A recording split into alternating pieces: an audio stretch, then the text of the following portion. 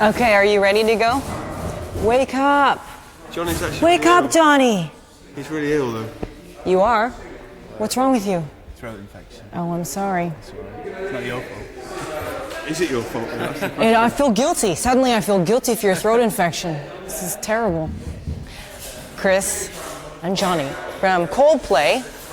Forthcoming album, Parachutes, is going to be in North America in September. So watch out for it. Now you guys are, ever since I landed... So I thought it was coming out in November. Let's see. Is it Canada? It says September 19th, year 2000. Oh, wicked. That's new news to you. Great. Ever since we came here, people have all been going Coldplay, Coldplay, Coldplay. Coldplay is you're the buzz band, and your debut entered the UK charts at #1.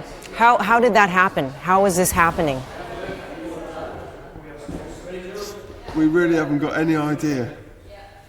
We just made our record and then carried on doing things, and then we were in Sicily, and then a man rang up and said, "Your album is #1," and we still can't. It doesn't really. It's a bit surreal. Yeah, it's very odd.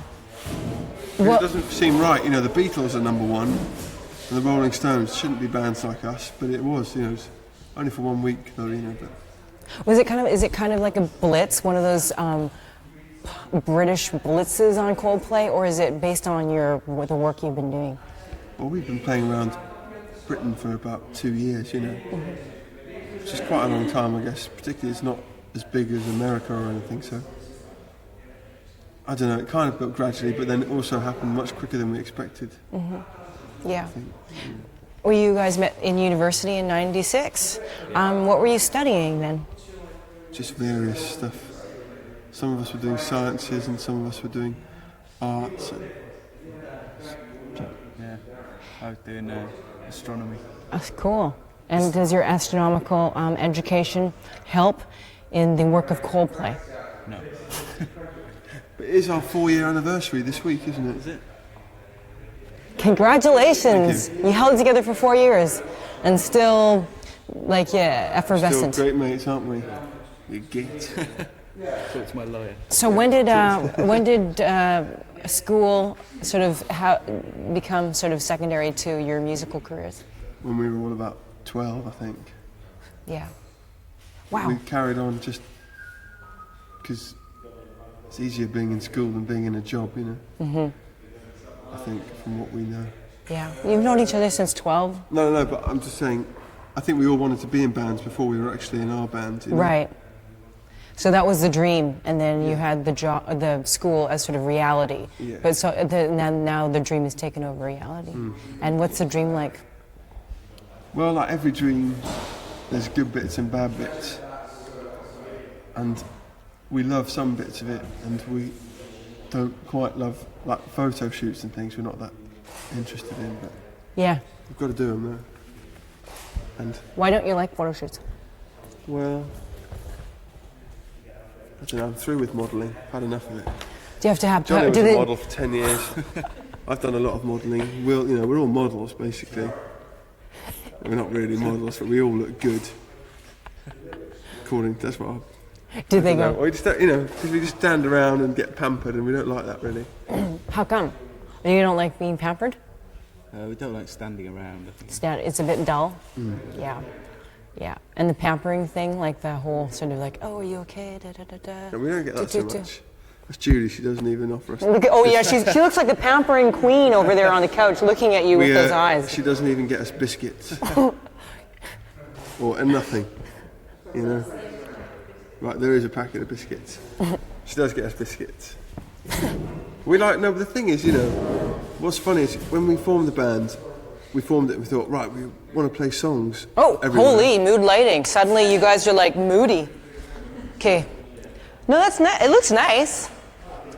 That was a cheap effect. Paul, the producer, just happened to accidentally switch the light.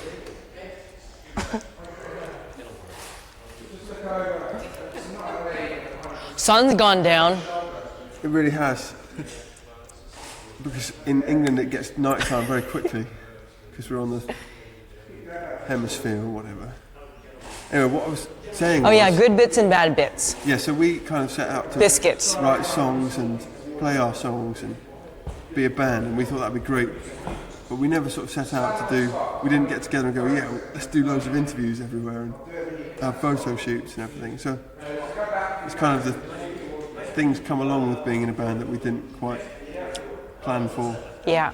And why is that stuff a pain in the butt to like have to do those things? Is it just like, oh God, what are we going to talk about? Or like how? Why is it a drag? Because there's one thing you just much rather be doing, and that's writing songs, playing music. That's the only reason, really. It's not that hard a thing to do, really. Right. It's just there's. I don't know, you have to ask the Tube, because that speaks the truth. What is your question? Tube, we are asking the question as such. Why are interviews and photo shoots a drag? The reason is that the band would rather be playing music. So you corroborate what? The Tube has spoken. We always agree with the Tube. That Tube is an awesome thing to have as a band. We asked the Tube what we should be called, Coldplay, and our name of our album and what our image should be like, and we ask it everything. It's maybe something for your video. I think that's great. This is how you can. Silence, infidel. Okay, let's get on to the music then. We don't mind interviews and stuff. It's just all a bit strange, 1 minute you're just seeing your mates, and then the next minute you're on the phone to someone from, Dagestan or something. I've got, And then the next minute is like, or Wisconsin, and you don't even know where Wisconsin is, you're like, hello. Yeah, and hello, buddy. The album Parachutes, and you're lying, you can't hear a thing, and it's just funny, I mean, we love what we do. Yeah, yeah, for sure. And then suddenly you have Guy turning his jean jacket inside out for the photo shoot. Now this is interesting.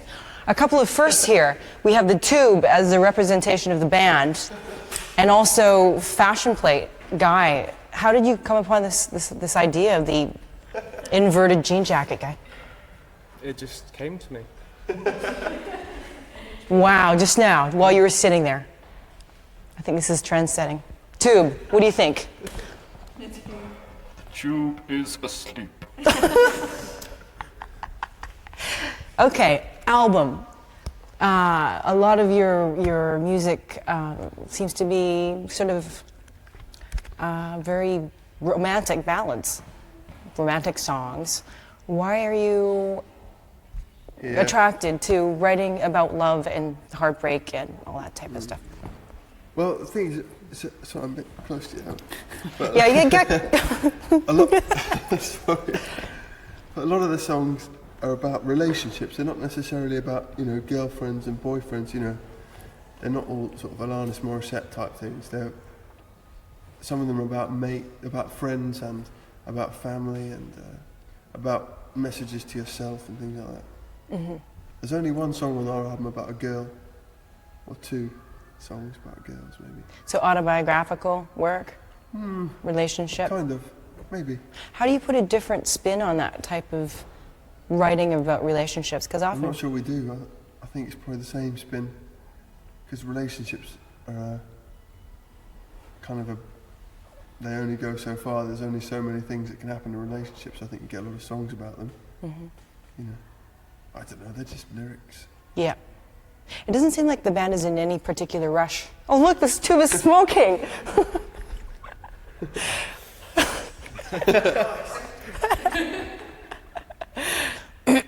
What was I saying again, Tube? What was I talking about? Rushing. Yeah, they're not in a rush to make songs. Are you not compelled to keep them dancing? Boop, boop, boop, keep it fast. Songs. Yeah, you're sort of mid-tempo. Middle of the road. I don't know. No, not really. We just We- do what's best for The the thing is, song. because we grew up playing in hospitals, no one could dance, and so they said, "Don't play that music. Play something slower, because no one can dance here." So we did. Yeah. I mean, we could do disco sets for about 4 hours or so, but we just don't choose to play those songs. We're more like James Brown, really. I don't know what. Hey, I'm talking about, to be honest. what the hell are you talking about? No, the reason I don't know. They're just Okay, songs, you know. Yeah. We have had some more up-tempo ones, haven't we? You're the polka record next, right? I bought a tango record the other day. How to tango? But it's more sort of do do do do do do do. Yeah, what I have, you know. Okay, if your album is about relationships, it seems like a number of the songs are about kind of like from the perspective of the person that's sort of putting more into the relationship than the other person. Do you know what I mean? They kind of, there's a sentiment, a theme in the song of like, you really seem to totally put another person on a pedestal and sort of totally worship them in a way, but you're often on the other side of the thing of feeling kind of like the lower person.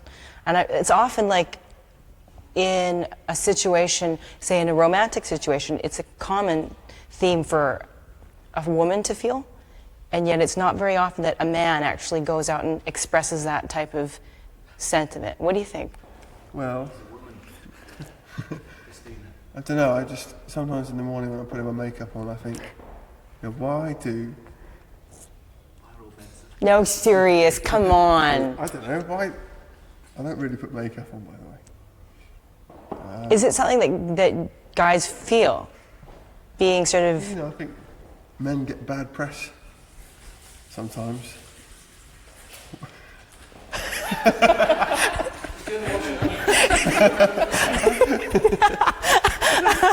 For like, you know, going to the, you know, letting themselves go. I don't know. I mean, you know, they're just the lyrics that came out. I can't talk about. I don't really, you know. you wrote him. I wrote the lyrics, sure, but no, a lot of the songs about being sort of devoted to someone or really kind of, you know, into someone. But there's only really one where it's kind of unrequited, you know. Yeah. And every That's Yellow, every isn't it? guy's had, no, that's a song called Shiver. Oh, yeah? The song Yellow is just about doing something for someone, doing anything. I know, it's like, But you're happy to, you know. And what's the line? It says, for you, I'd bleed myself dry. Sure, yeah. Holy, is that true? I mean, yeah, to a point. That's not, that line isn't actually from personal experience. I've never done that. Bled myself dry. Yeah, for you, I'd bleed myself dry. That's hardcore. Yeah, well, we are, you know, we're in the whole group of bands like Marilyn Manson and stuff who aren't afraid to say, you know, be a little controversial. Talk about blood. So then you're not a masochist. Like, you wouldn't do anything for anybody. Well, it Boom. depends who it was and it depends what it was. Someone asked me to clamp my toes, you know, and walk around in iron trousers for a week, you know. I don't know if Jonny said he wouldn't chat to me unless I stabbed myself with a penknife. Do it. Right, I'll do it. Depends who it is. But only if it was Jonny would you do that, right? Exactly. If it was you, see, I wouldn't do anything. Yes, that's No, right. I would. I mean, I'd, you know, hit myself in the head or something. I get a hit. different However, levels of- Jonny gets the pen in the leg. Yeah. This is ridiculous. It's not about, the song isn't about masochism and we really... But there's like in obsessive love, there's an element of masochism, I Yeah, think. would he do anything? Yeah, sure. Yeah. Of course you would. Yeah. It's about like Back to the Future where Marty McFly, the hero, saves his dad, who he loves very much, by jumping in front of a car, which isn't something you just do on your own. You'd only do it if you really wanted to protect someone you loved or something, you know. So there's an element of that whole throwing yourself in front of a car thing Yeah. to our music. Wow. Holy. But only under certain circumstances. Only for certain people. Well, I don't know. I mean, Johnny's nice, but he'd probably save someone, wouldn't you? Maybe. You are also a band that, are you guys like right now kind of in a period of your life where you're like totally partying and carousing and like sowing or soiling your wild oats? Soiling. Sorry, that's the wrong word. I know, but it sounds better. It's like it's sowing your wild oats. Sowing, but yes, but it's soiling your wild oats sounds more appropriate to a young man's life, you know, in their early 20s. Are you guys soiling your wild As oats? in putting them in the soil. Trying to grow some kind of plant. Okay, are you guys sowing your wild oats? No, you know, this is the thing. You, like, people say, oh, you're in a band, you know, what's it like taking drugs and going out with models? Yeah. And we don't really do either. Yeah, our oats are pretty tame, aren't they? Yeah, we don't have wild oats. We tend to just go home and play some Scrabble, read a book, and, you know, maybe shoot some speed and go. But that's a joke. We're going to a party on Saturday, aren't we? So yeah, we don't go. That's cute. We're gonna go to a party on Saturday. We are, and my mum said I can stay out till 11. Yeah. What time are you allowed outside, John? Only half 10. It's unfair. Get up, get my dad to phone your dad and ask if it's alright if I come home with you later. Sure.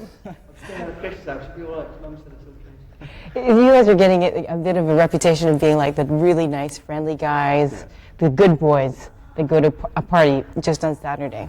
Is it true? People that say that can fuck off.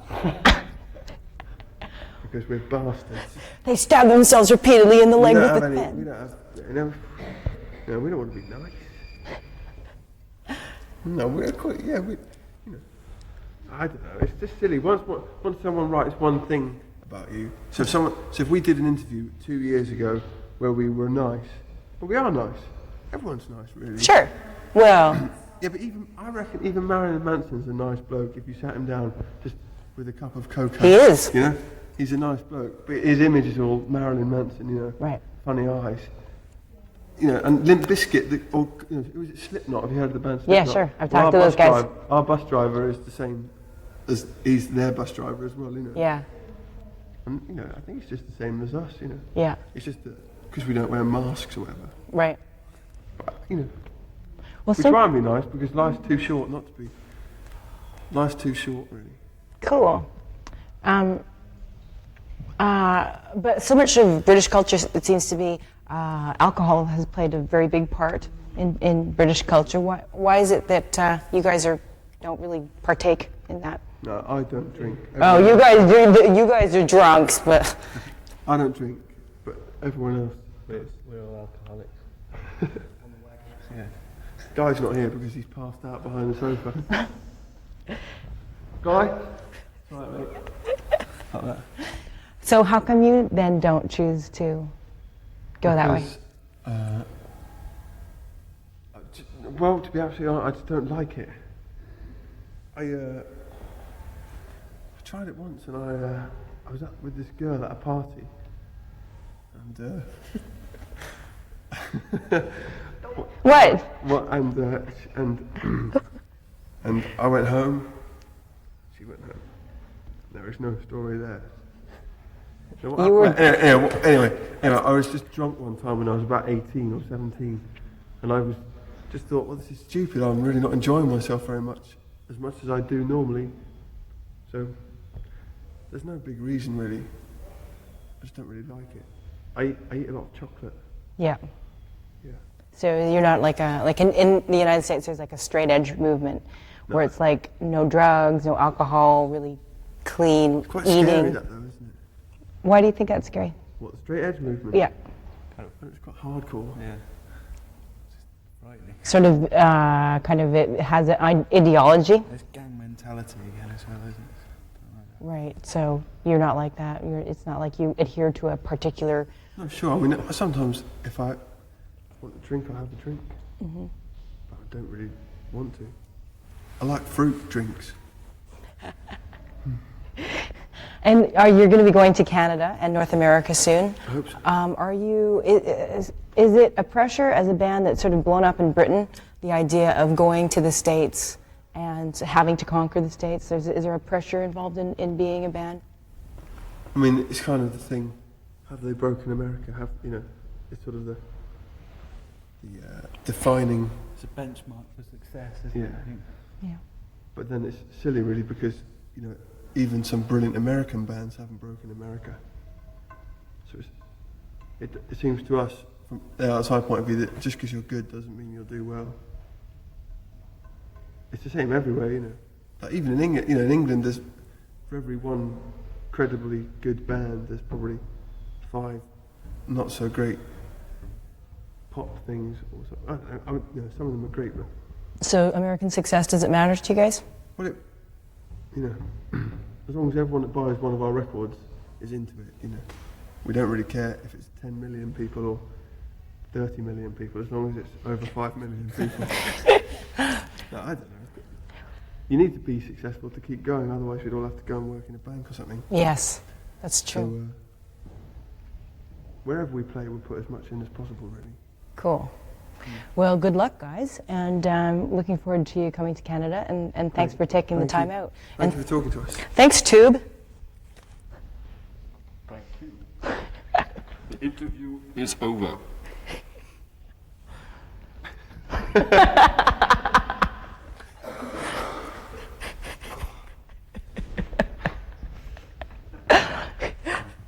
Thanks a lot. Thank you. Very good.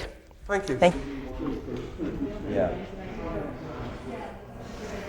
Okay, and just tell me when to... Okay, do you want your face in these or just one? Oh, yeah, and we'll need him doing the... Okay. Okay. Actually, what we'll do is I'll find somebody... Okay, we'll go here, and then if you can pan over to him getting a photo taken. Yep. And if you go like this, and then pan over to Chris getting his photo taken. Good. Excellent. Okay, and we'll try. Take Oasis. Yes, I did. Oasis. And I'll get David Bowie as well. Oh, he's further forward. No, the other way. Just mentioning you did another shoot. Where's yours? Yeah. Where are you from? Oh, you're EMI Canada. DB. Okay, there we go. Yeah, the print of it somewhere.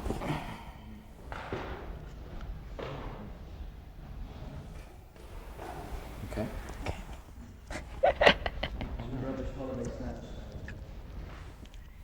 Here, I'll just quickly sort of flip through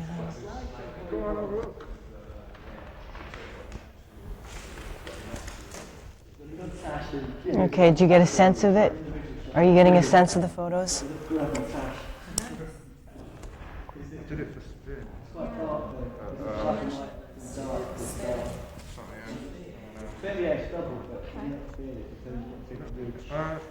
Okay, good.